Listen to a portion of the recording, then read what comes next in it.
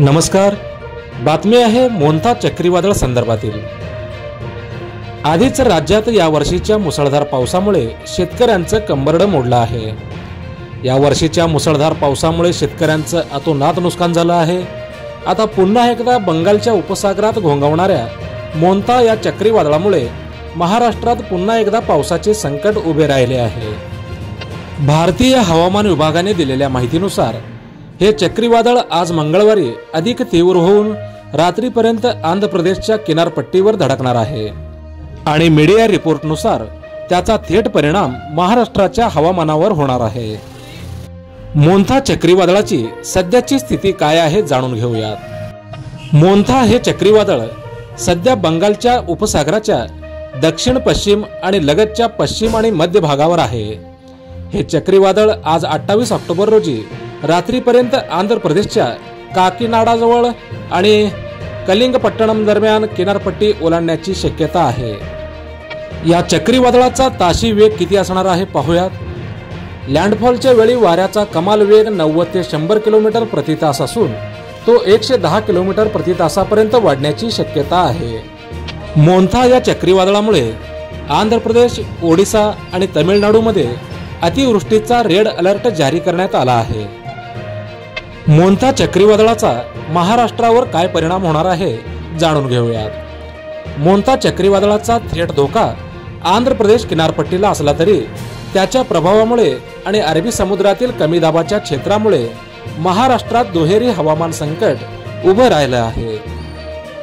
महाराष्ट्रात देखील पावसासाठी पोषक वातावरण तयार झालं असून नको असलेला पाऊस पडण्याची शक्यता आहे।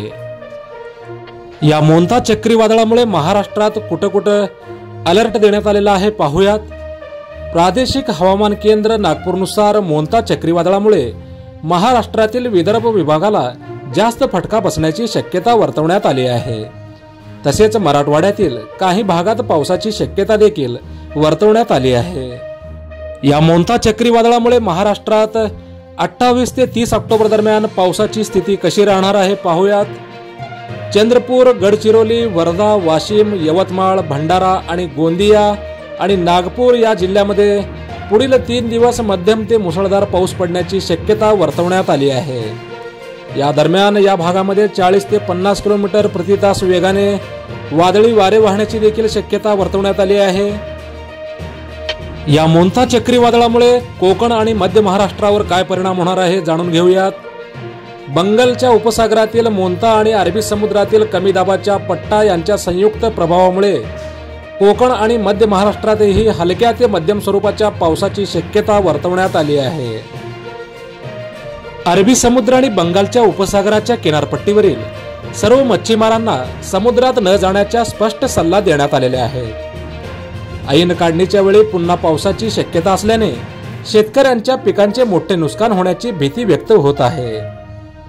आंध्र प्रदेश सरकारने किनारी भागातून लोकांचे स्थलांतर सुरू केले आहे, तर महाराष्ट्रातील येलो अलर्ट असलेल्या जिल्ह्यामध्ये प्रशासनाला सतर्क राहण्याचे निर्देश दिलेले आहेत। मोन्था चक्रीवादळा संदर्भातील महत्त्वपूर्ण बातमी आपणास आवडली असल्यास लाईक करा, शेअर करा आणि सबस्क्राईब करा। राज्याच्या विविध क्षेत्रातील मोजक्या, निवडक व महत्त्वपूर्ण बातम्या पाहण्यासाठी सबस्क्राईब करा हॅलो सोलापूर न्यूज चॅनल आणि नोटिफिकेशन मिळवण्यासाठी बेल आयकॉन प्रेस करायला विसरू नका। धन्यवाद।